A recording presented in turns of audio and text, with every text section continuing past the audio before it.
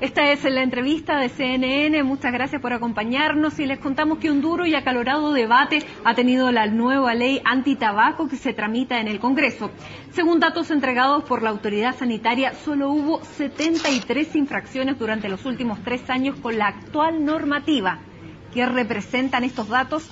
Para el gobierno muestran la poca efectividad de la ley, mientras que para los empresarios lo contrario.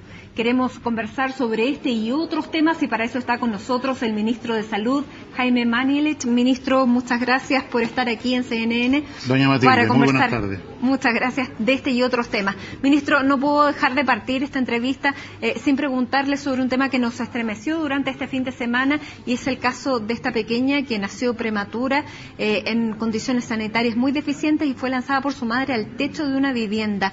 Usted la visitó este lunes. ¿Cuáles son las condiciones de la menor y de la madre? La madre es una paciente habitual del Hospital Barros Luco, donde está hospitalizada, o estaba hospitalizada cuando la visitamos. Ella tiene una historia muy larga, desgraciadamente, de vivir en la calle, de abandono, de consumo de pasta base. Este es su tercer parto. Los otros 2 niños no hubo posibilidad de que ella se hiciera cargo por las razones sociales que menciono. Una mujer de 20 años. 20 años. Están en manos de otros familiares con la potestad legal para eso, digamos, están entregados en custodia. Y en el caso de lo que ocurrió aquí este fin de semana, esta mujer, como llevaba un embarazo ya de 7 meses y tenía su problema de adicción, fue hospitalizada en un recinto asistencial psiquiátrico de la capital.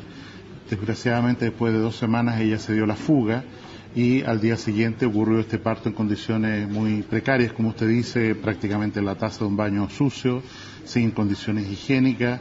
La Fiscalía tiene que establecer esto de quién tiró esta recién nacida a un techo. Muchas complicaciones desde el punto de vista hipotermia, imagínense lo que significa. ¿Y cuáles son las condiciones de la menor en este momento? La menor está milagrosamente bien hasta aquí. Ella tiene un riesgo enorme de infecciones asociadas a la manera en que fue el parto y a su prematuridad. Pesó 860 gramos, 32 centímetros de estatura, de largo, y tiene por lo menos 2 o 3 meses en la unidad de neonatología del Hospital Barros Luco, suponiendo que todas las cosas anden bien. Pero es una guaguita viable, digamos. Tiene desafíos por delante que cumplir. Su pronóstico de salir bien de esto es del orden del 70% en las estadísticas del mismo hospital, que tiene un equipo muy calificado. Y a propósito de tanta discusión que ha habido por la droga, consumo de droga en estos días, hay que recordar que además hay un riesgo que todavía no podemos medir, que es que mientras duraba el embarazo la madre consumía pasta base y eso puede significar también daños, sobre todo neurológicos, para esta menor. Ahora, la madre de esta menor ha manifestado interés en ver a la guagua, en tener algún contacto con ella, alguna responsabilidad. Ha manifestado interés. Ha manifestado arrepentimiento también y la Fiscalía tiene que investigar allí responsabilidades. Pensamos que no es adecuado que ella quede con la tutoría de esta menor una vez que sea dada de alta, da los antecedentes y las condiciones de este parto, y ya han aparecido algunos familiares lejanos que han manifestado su interés por hacerse cargo de esta niña. ¿Que va a ser dada en adopción? El Sename ya interpuso los recursos respectivos y debería ser dada en adopción, como lo fue el caso de los otros 2 niños. Muy bien, ministro, lo quiero llevar a otro de los temas que nos va a ocupar la agenda durante esta semana, porque este martes vuelve al Senado, a la tramitación del Senado, la ley antitabaco. Y como decíamos en un principio, con la actual ley vigente solo ha habido 73 infracciones. ¿Eso para usted es un fracaso? ¿Se necesita perfeccionar esta ley que va a entrar este martes nuevamente al trámite parlamentario en el Senado? Yo me preguntaría, Matilde, primero, ¿por qué estamos en esto? Estamos en esto porque Chile es el país que tiene la tasa de fumadoras jóvenes más alta del mundo, porque donde los jóvenes salen fumando de la escuela en un 40%, donde 1 de cada 6 personas que fallecen en el país lo hace por causas directamente vinculadas al tabaco. y el gasto del Estado en tratar a las víctimas del tabaco asciende a 2.500 millones de dólares cada año. Por eso estamos acá. Pero con la actual ley, que se restringía bastante, no hemos logrado solucionar mucho. Fracaso completo. Ahora, estamos hablando aquí de una política que tiene a la ley como un elemento. Hay otros. Quiero recordar que dentro de la ley de reconstrucción del terremoto, el presidente Piñera impuso un impuesto adicional al tabaco muy importante que llevó el precio final de la cajetilla en Chile a que fuera más o menos la media latinoamericana. Antes era mucho más bajo y eso creemos que es una medida de salud pública muy importante. Esta ley regula la publicidad del tabaco y regula también, como usted bien menciona, la fiscalización de los lugares libres de humo de tabaco, y en ese sentido hasta ahora la ley del año 2005 ha sido un instrumento muy débil, y en la práctica lo único que tenemos de esa ley es los espacios separados de restaurantes que no producen efecto en la salud de las personas, y por eso esta ley apunta a que no haya todo espacio cerrado de acuerdo al convenio que firmamos con la Organización Mundial de la Salud, sea un espacio por definición libre de humo de tabaco. Y en segundo lugar, ¿se corrige el ente fiscalizador? Porque hasta ahora es solamente el juzgado de policía local, ahora podrá ser los CEREMI. La ley del año 2005 le quitó potestad sancionadora a la autoridad sanitaria CEREMI. Nosotros creemos que eso fue un error. Porque como usted bien señala, hoy día el CEREMI lo único que puede hacer es establecer una denuncia al juzgado de policía local, y a nivel de policía local y a nivel del municipio hay un conflicto, porque evidentemente ese local paga patentes municipales y por otro lado tiene este problema de que es un lugar rico en humo de tabaco. Entonces nos parece que corresponde a la potestad sanitaria de los CEREMI perseguir esa responsabilidad de sancionarlas y multarlas. Ahora, usted dice que esta ley ha sido un fracaso total, ¿no ha disminuido en nada el consumo? Nada. Nosotros, si miramos la encuesta nacional de salud del año 2003 y comparamos la situación en el año 2010, todos los indicadores vinculados a tabaco empeoraron. Y en ese sentido, a lo mejor alguien puede decir, mire, esta ley es suficiente, pero mirado en el conjunto de las políticas, las otras que he mencionado, las otras leyes, este concurso para los colegios de que no fumen, el tema, insisto, de la difusión o publicidad del tabaco y la potestad sancionadora, esta ley hasta aquí ha sido un completo fracaso. Hasta ahora la ley tiene varios puntos en que tiene bastante aprobación en todas las personas, por ejemplo, que no se fume en lugares cerrados, incluso dentro de los estadios, en recintos de prácticas deportivas. Sin embargo, el tema de las grabaciones en los sets, digamos, la producción cinematográfica y televisiva local es la que ha representado y la que ha abierto el debate, porque se dice, ¿qué pasa con las películas que vienen desde fuera en que todos fuman y acá no vamos a poder hacer este tipo de escenas cuando también se sabe que es una forma de financiamiento a las producciones locales? ¿Qué va a pasar en ese punto que es el más controvertido? Yo creo que en un tema tan importante como este para la salud pública hay que mantener la brújula apuntando al norte. ¿Qué es lo que queremos lograr y cuáles son los caminos para lograrlo? Que es disminuir fundamentalmente la conversión de jóvenes, niños que no son fumadores en adictos al tabaco. Esa es la barrera que queremos lograr. Y para ello esta ley se centra en los siguientes aspectos. Primero, la regulación de la publicidad. En segundo lugar, como usted dice, todo espacio cerrado es por definición un espacio libre de humo de tabaco. Y en tercer lugar, los espacios que usted menciona como abiertos, estadios u otros. Han aparecido algunos temas, si se quiere, accesorios, fundamentalmente por mociones parlamentarias. Uno de ellos es este del placement, o sea, el de poner gente fumando en las producciones. Yo creo que no es para esta ley un tema muy relevante. ¿Por qué? Porque hoy día... Pero hay una fuente de financiamiento importante, un tema de lobby fundamental para las tabacaleras. Insisto, si uno piensa que nosotros fundamentalmente consumimos producciones extranjeras, cine extranjero, ahí ya operan mecanismos de regulación formal o de autorregulación que hacen, y es paradójico, que uno tenga películas para mayores de 14 años en que hay consumo de cocaína, tortura, tráfico, violaciones, qué sé yo. Sin embargo, nadie fuma. No se fuma en esas películas porque si no querían catalogadas para mayores de 18 años y por paradojal que resulte. ¿Y por qué? ¿Porque los otros son delitos sancionables? No, porque cuando el Senado norteamericano, en particular, pensemos en Hollywood, Nueva York, quiso legislar sobre esto, la propia empresa tabacalera dijo, sabe, nosotros vamos a autorregular esta cosa y vamos a sacar el tabaco de todas las producciones televisivas, y de hecho allá puede haber series de televisión en que se fuma solo después de las 10 de la noche. Yo pienso que no es un tema esencial en esta ley este punto, y los senadores tienen que decidirlo porque es una moción de ellos. Y respecto a los otros espacios que no son centros deportivos, una plaza que el municipio diga o no diga que es libre de humo de tabaco, yo creo que para el impacto que queremos lograr en esta ley son temas muy menores que no deben desviarnos del centro de los tres elementos que mencionamos. ¿Y usted cuándo cree que esta ley puede estar aprobada? Porque mañana, este martes, entra en la Comisión de Salud del Senado para el estudio y tiene urgencia simple. No, esta ley ya fue evacuada de la Cámara de Diputados, la Comisión de Salud la ha revisado en varias sesiones del Senado y fue aprobada en general en el Senado, en la sala.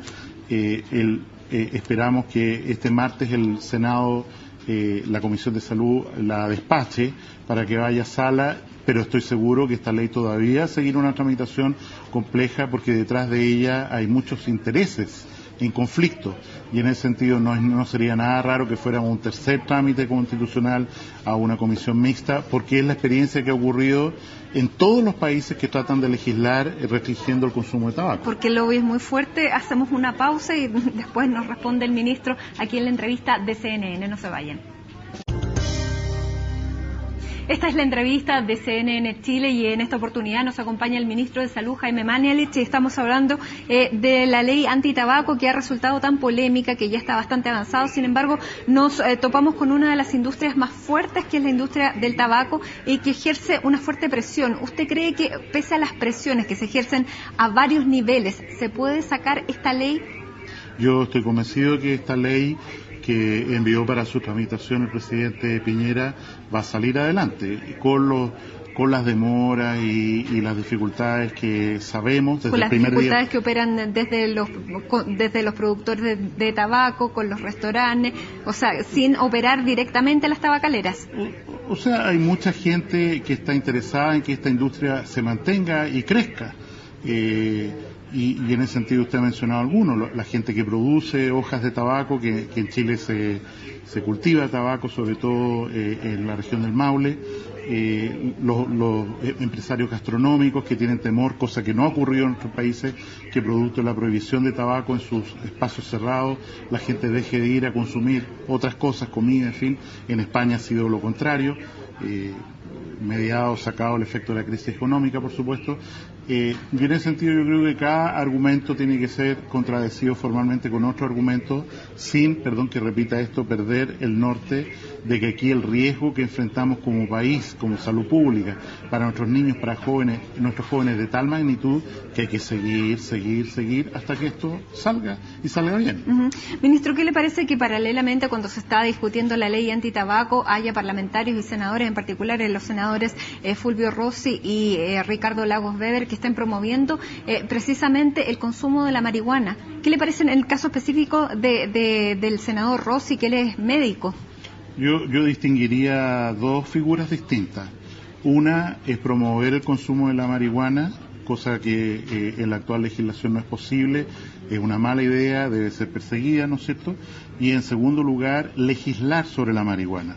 Y creo que al final es imprescindible llevar esta discusión al Parlamento y ver la voluntad de los senadores en particular de legislar sobre esta idea. Nosotros como Ministerio de Salud somos opositores fervientes a la idea de abrirle terreno al consumo masivo de marihuana, ¿no es cierto?, que produce daño neurológico inmediato, que produce los mismos daños del tabaco a largo plazo, incidencia de cáncer, de enfermedad respiratoria crónica, etcétera. Y además, independiente de que no hay una interdependencia fisiológica, o sea, no porque uno consuma marihuana se va a hacer farmacológicamente o bioquímicamente adicto a la cocaína. Sí es cierto que el consumo de marihuana es la puerta de entrada para drogas mucho más fuertes que representan adicciones gravísimas, como el del caso de la joven que hablábamos al principio. Y precisamente en ese punto yo le quería preguntar cuál es su opinión respecto al senador Rossi, porque él es médico como usted.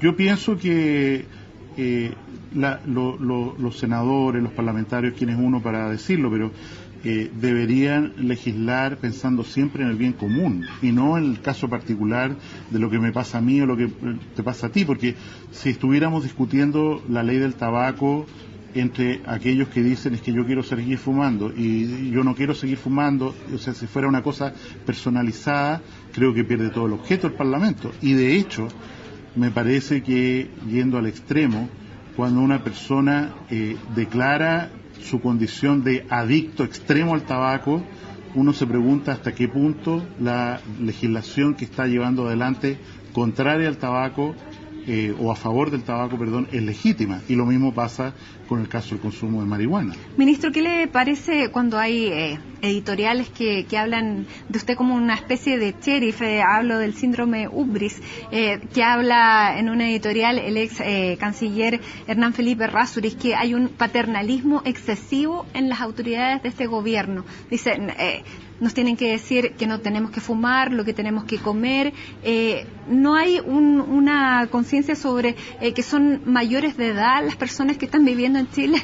Yo diría dos cosas. Primero, creo que el exministro Errázuriz no tiene legitimidad para discutir el tema porque él es una persona terriblemente adicta al tabaco, irresolublemente adicta al tabaco. Si él hubiera hecho un esfuerzo por dejar de fumar, ¿no es cierto?, y por dejar de fumar en las salas de prensa el mercurio contaminando a otros, yo diría, bueno, estamos en presencia de alguien que tiene autoridad moral. Aquí no hay autoridad moral. Pero es un adulto. Y segundo, el foco de esta ley y de todo lo que estamos haciendo es paternalista. ¿Y por qué es paternalista? Porque lo que nos preocupa son los niños.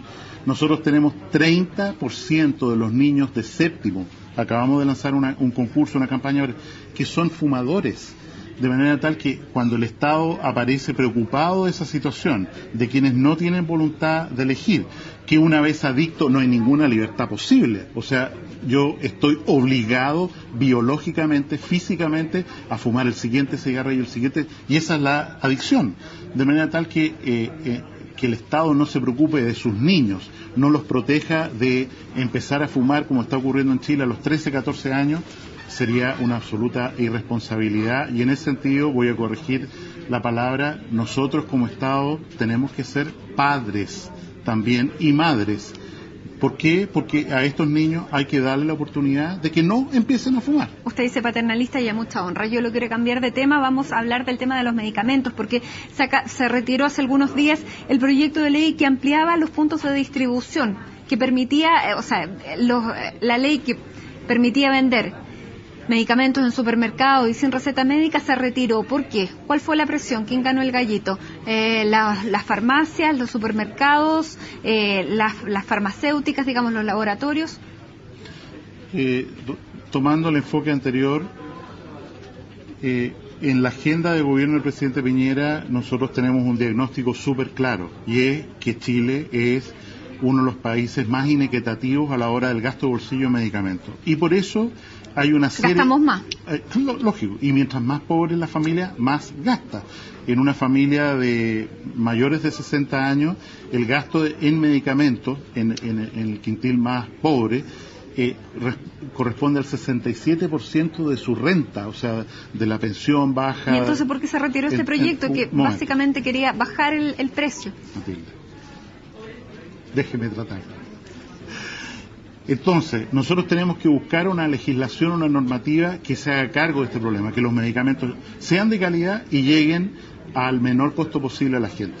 Y para eso, incorporar al auge paquetes farmacéuticos, para ello bioequivalencia, para ello receta de medicamentos genéricos para que las farmacias se puedan cambiar, votar los incentivos de las farmacias. En ese sentido, y lo digo muy sinceramente, creo que lo que ocurrió en la Cámara de Diputados al discutir en aislación este proyecto que nosotros apoyamos, de venta de medicamentos que no requieren receta médica en lugares que no son las farmacias, vale la pena llevarlo de nuevo a la Comisión de la Cámara de Diputados de Salud, reingresarlo y discutirlo en conjunto de las otras dos leyes grandes, que son, como he mencionado, la Ley Nacional de Fármacos, que se hace cargo de los temas que mencioné, y la ley que crea la Agencia Nacional de Medicamentos, que va a ser el garante de que las farmacias cumplan la ley, que podamos importar medicamentos y que haya bioequivalencia demostrada. ¿Cuál era la estimación de rebaja de precio que hacían ustedes con esta ley?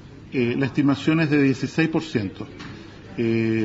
Cosa que por supuesto había que probar, pero de 16%. ¿Y cuánto alarga la tramitación si se une a estas otras dos iniciativas? No se pueden unir porque están en tiempos legislativos diferentes, o sea, tienen que tramitarse de todas maneras en forma independiente. Mientras la ley de fármacos ya fue aprobada por el Senado, ahora está en segundo trámite en la Comisión de Salud, en la Cámara de Diputados. Esta otra recién va a reingresar por la Cámara de Diputados. Pero creo que hay una oportunidad en la Comisión de Salud, y así lo hemos conversado con los parlamentarios, de discutir en conjunto todo esto. Quiero recordar que la ley de venta libre de medicamentos sin receta médica es una ley que se origina en el Ministerio de Salud. ¿Por qué?